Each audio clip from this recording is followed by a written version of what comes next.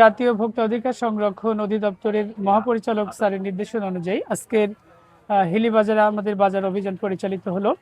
আমরা শুরুতেই দুটি বেকারিতে আমাদের অভিযান পরিচালিত হয়। সেখানে আমরা অস্বাস্থ্যকর পরিবেশ, ইন্ডাস্ট্রিয়াল সল্ট এবং যে অ্যামোনিয়াম সালফেট ব্যবহার করে যে খাদ্য প্রস্তুত করা হচ্ছে, সেই অপরাধে দুটি প্রতিষ্ঠান, দুটি বেকারিকে আমরা একটিকে 8,000, একটিকে 6,000, অর্থাৎ 14,000 টাকা দুটি বেকারিকে জরিমানা করেছি। এবং সেটি শেষ হওয়ার পর আজকে আমরা হিলি এই যে কাপড়ের বাজার, এখানে আমাদের অভিযান পরিচালিত হয়েছে। জনগণের মৌখিক কিছু অভিযোগ এবং বিভিন্ন অভিযোগে আমরা 3টি প্রতিষ্ঠানে এখানে আমাদের যে মনিটরিং সেটি পরিচালনা করেছি।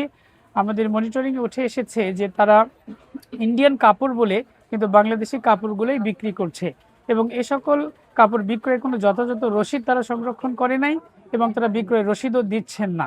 আমরা এই সমস্ত অপরাধে এখানে 3টি প্রতিষ্ঠানকে, কাপড়ের 3টি প্রতিষ্ঠানকে 30,000 টাকা জরিমানা করেছি। আজকের এই অভিযানে মোট 5টি প্রতিষ্ঠানে 44,000 টাকা জরিমানা আরোপ করা হয়েছে। জনস্বার্থে আমাদের এই অভিযান অব্যাহত থাকবে।